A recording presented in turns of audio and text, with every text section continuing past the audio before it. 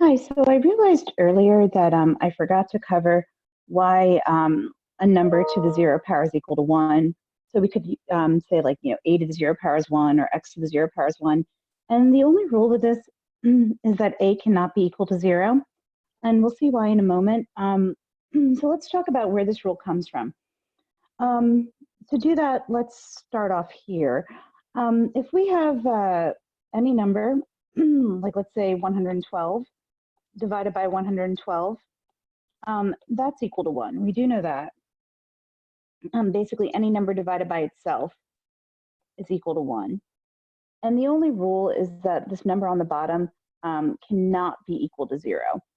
So a divided by a is 1, provided that a is not equal to 0. So because 0 divided by 0 is called indeterminate, or we could just say it's undefined because we know we can't divide a number by 0. Okay, so that's the first piece of information we need. The second thing that we need is we need some of our exponent properties. For example, if we have something like 5 to the 6th power divided by 5 to the, let's say, 4th power, 5 to the 6th power is 5 times 5 times 5 times 5 times 5 times 5, and 5 to the 4th power is 5 times 5 times 5 times 5.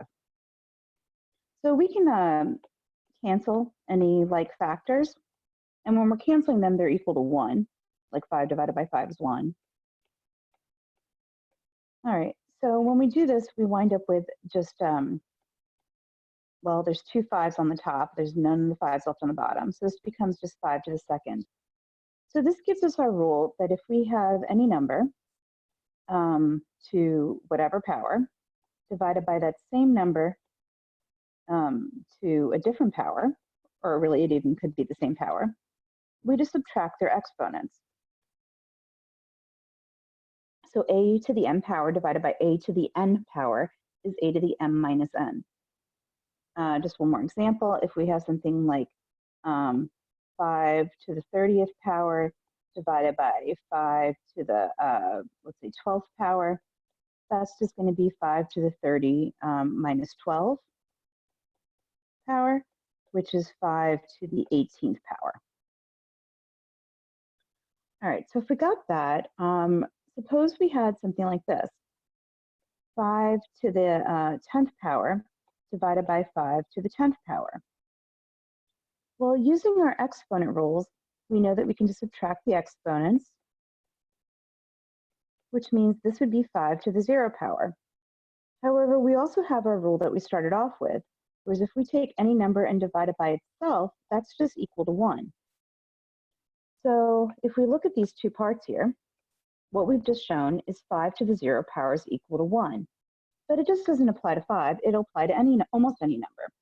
So if we have a to the m power divided by a to the m power, that's just going to be a to the m minus m, which is just a to the 0. However, we know that any number, almost any number divided by itself is equal to 1. So again, we get our rule that a to the 0 power is equal to 1. All right, so to see why 0 to the 0 power is not going to work, let's do the same thing. If we have, let's say, 0 to the, let's say, 12th power divided by 0 to the 12th power, using our exponent rules, that's going to be 0 to the 12 minus 12 power, which is just 0 to the 0 power. Okay, so far so good. There's no problem there. So where there's a problem is if we try to cancel these, we won't get 1. And to see why, let's just simplify this. 0 to the 12th power, well, that's 0 times 0 times 0, etc., 12 times. But any number times 0 is just 0. Same thing goes here. 0 to the 12th power is just 0.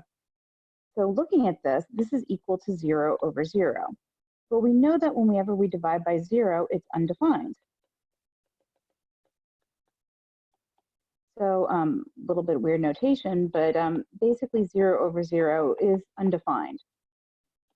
So connecting these, that means 0 to the 0 power must also be undefined. So to summarize, we have this. A to the 0 power must be equal to 1. except for the situation where a is equal to 0. So any number to the 0 power is equal to 1, provided that that number is not 0. So 11 to the 0 power is 1, negative 32.8 to the 0 power is equal to 1. Basically, any number to the 0 power is equal to 1 except for 0. All right, and that includes the answer to that question.